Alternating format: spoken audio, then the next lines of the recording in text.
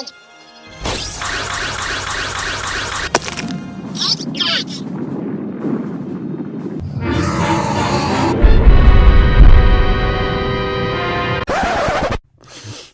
So yeah, Operation Chestnut successful.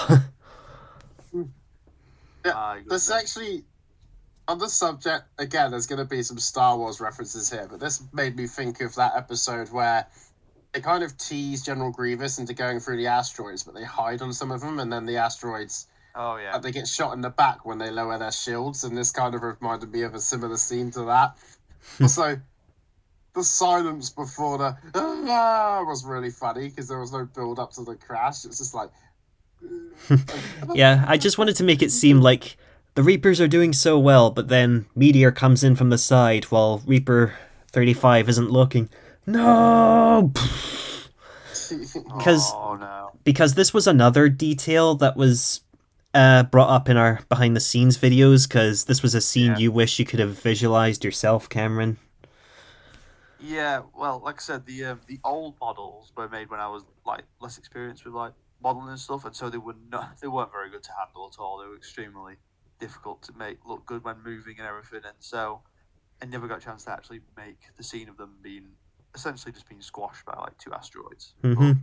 But then, obviously we'll see what survives, but you know. Yeah, it's the same idea. I mean, I am pretty proud of this scene, but it kind of makes me laugh because it's like Pegasus pulling on one asteroid and that single-handedly wipes out the entire fleet. I know.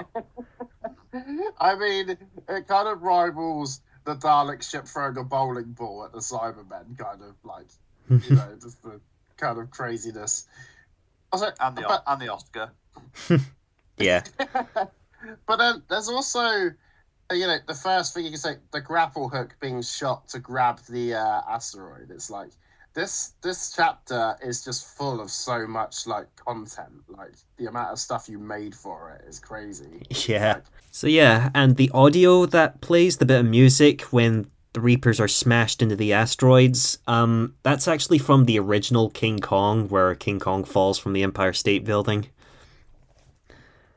I've never watched the original one. Yeah, I just thought it sounded dramatic and it was obscure enough that I thought, I could use this.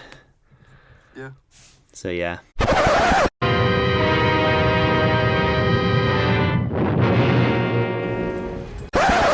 So yeah, as you can see, there's Blooper flying back to the ship and Pegasus showing no mercy.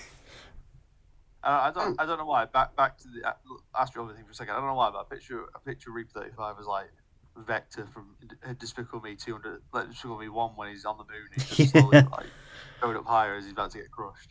Oh yeah, yeah. Also makes sense that he survives this one as well. That little line was partly inspired by Dr. Claw from Inspector Gadget. Oh, yeah. Because he says that at the end of every episode. Next time, Gadget. Next time. Yeah. I need to point this out, because every time, again, it's you're very brave using Doctor Who clips and Star Wars music in these. I'm just there like... Yeah. Especially with Disney, my goodness. I mean, I'm used to these basic copyright notices because I did reactions and such.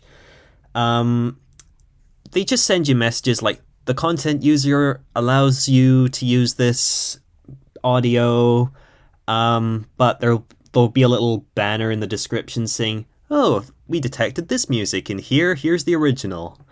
That's basically all it is, really. Well, the thing is, there may be a point eventually where it says you've got to change this particular bit of music, and then the original video will have to be changed, and it's like, no, the way I remember it's gone. Well. But anyway, speaking of which, the audio that was playing was from Star Wars Rogue One, where Darth Vader's too late to stop the rebels from getting away. I've rewatched that scene so many times. Yeah. Just thought it sounded so epic because it was a similar situation here, so I thought, why not? Back to present day, and the Reapers have now repaired themselves, upgraded themselves since that moment. Like I said before, I like the new designs they came up with. There's just something about the old ones that I like. I don't know why, but Yeah. the new ones are menacing as well. I think the new ones have got a lot more complex details going on. Yeah. I don't know if that's maybe what's going because I mean they look great, obviously, but like The old ones were a lot smoother. Yeah. So yeah. While these are all jagged and square shaped and everything, so it's just a different design. But I don't know. Noticed how Lefty's eyes are orange instead of yellow this chapter. I did notice that. Is he getting sunburned? Yeah, that's the idea. Yeah. So like Very orange. Yeah, so chances are in chapter 5, the next chapter after this, chances are they're just going to be like solid red. That's gonna be terrible. That could be terrifying. You should put some little red squiggles on his eyes so they look bloodshot too. Yeah. So yeah, this was a bit of editing I wish I could have done with the previous chapter, because I really wish I could have swapped out Lefty's eyes for the last chapter to make them look sunburnt, so here I am doing it now. But they only got there in the last chapter, so it makes sense in a way. But... Yeah. Also, because of my new phone, I'm really proud of the green screening with Lefty in this chapter. Yeah, it looks smooth. Yeah, it looks so clean. So yeah, Pegasus can fly. Yeah, Well, I think that's one of the smoothest transitions you've done in any of your videos. Just the way it floats up. Yeah. I don't know why. It's satisfying to watch. Yeah, I don't normally. The way I do this, I just make really long images. Like I kind of did the same thing with Shatterback when he's introduced in the last chapter. I just made like a really long image that it just zoomed up to reveal his face. I basically just did the same thing here, but I just inserted Pegasus on it to make it look like he was taking off. Yeah, that's what I struggled with when I was doing Chapter 8, Part 1, and I had the bunyip going to the right, and it scrolls to the missiles coming from the right. I had to find a big enough space image to do just that, like scroll from one side to the other. Yeah. It was quite tricky. So yeah, the armies are about to clash. Yes, I'm still curious how Lefty fights. Does he just start picking people and start flinging them around or something like? Or he starts smacking and poking them in the face. Yeah. Slapping everyone. Oh, the horrors that Lefty can do. Oh, you don't want to know. I'm still waiting to be righty. I'm still waiting to be righty. I want to see the epic fight between Venus the Murkrow and Lefty at some point. Just this slap fest, like. Yeah, if she survives long enough to for that to happen. Yes. Also, the Reapers in this, I was watching this, and again, I couldn't help but feel like they've turned into the battle droids from Star Wars. Yeah, these were all shots from Chapter 2. I just took PNGs of the Reapers standing at the sides, holding their arms out. I just added the blasters to the ones with their arms out later on. So, yeah. I was gonna say, if you need more shots, like at some point down of like the Reapers, I can send them to you if you want them for like better shot. Cool. Yeah, it's also again the way I did this with the Cybermen. Like this chapter almost rivals Chapter 6 in that this shot probably looks more impressive than the Cybermen lined up that I did back in the other chapters. Like it's really good. Yeah, the powers of copy and pasting. Yes. They are powerful. Powerful. So yeah, S slicing a Reaper to pieces in one blow. Well, they're like like Dudley said, mass-produced battle droids. It's like only the commander and like Reaper 35 is sturdy. Yeah. The rest are just like cannon fodder. So yeah, if you can see the Pangborn rushing past the Reapers to dig out the ship, Malcolm's holding some of them together with his magic. That little shot of Rolly and Pulley's mother looking for them, I wanted to add like a sense of panic there, like, where are they? Oh. Where are the kids? I now noticed that the Reapers are getting knocked down. I originally thought they were just getting like someone was just sticking them in the sand head first. Yeah, Sticking up. that was my attempt at making them look like collapsed and defeated and such. Anytime one of them gets shot or knocked over, I use that sheared shot of them. Well, you work with what you get.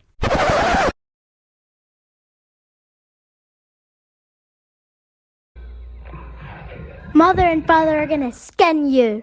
Grandpa needs help. So there we go, that's my niece and nephew, Molly and Charlie, once again voicing Rolly and Pulley. Nice. Have they watched this video? Yeah, they have. What did they think? They thought it was epic. So yeah, based on what we saw in Chapter 3, how it takes 10 steps on a Norrock's jaws to wake them up and cause them to attack, that's why the two of them are throwing rocks on the Norrocks to get them to wake up. Because they throw 10 rocks to basically act as 10 steps. Let's grab some rocks. 6, 7, 8, 9.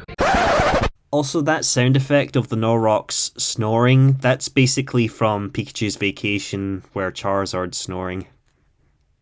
It's just cool, yeah, it's just slowed down really slowly and very deep pitched. Nice. I like it. Just one left. Roll away and lead them back to the ship. I'll be right behind you. 10!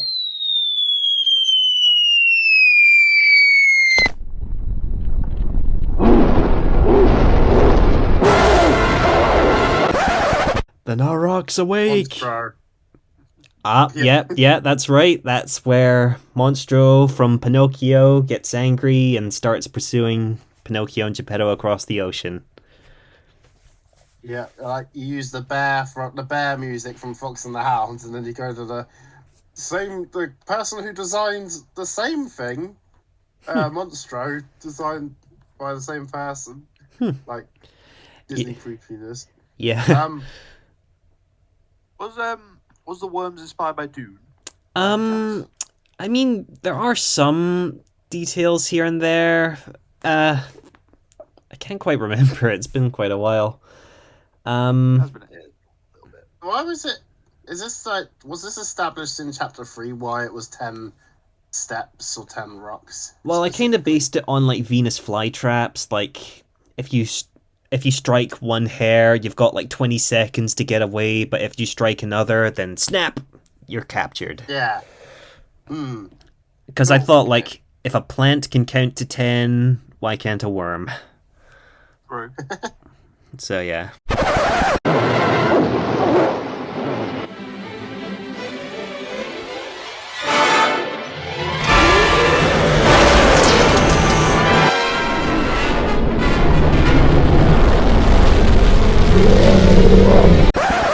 Ooh, your face when seeing all those Norrocks, Dudley. That was great. It was just quite it was just a fun moment just seeing the worms of Tans. Yeah. Just like seeing them all go across the screen. Yeah, I wanted to make them look a little bit bigger because they're meant to be disguised as like oases and such. So I basically settled for like most of these are like juveniles, like they're just young ones.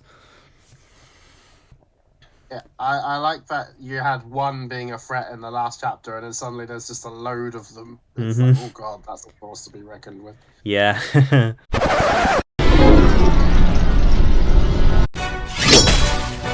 38, status report. Eternally, the ship's fine. We just need dugout. So yeah, we get to see Squidward and Cyberman 38 finally seeing some action. Oh, he must be suffering in this climate. He must be drying up. Well, that's why I decided to put them like just at the opening of the ship's hangar bay, because like you can step inside if it's getting too intense, but we need to defend the ship regardless. I always say about how to say sentences. It's like we need it dug out. It's like we need dug out. I just thought it was quite funny. And like when I saw it in the video, I was just like, oh right. It's just like, Dug. exactly. We need dug out. Get dug. Get dug out here this Doug Funny minute! comes out. The captains are still in black silhouette. Is that because you're saving their reveal still for later on? Or Yeah, like... they're going to be revealed in Fresh vs. Snake Staff Chapter 10's prologue. That's when you'll finally see them revealed.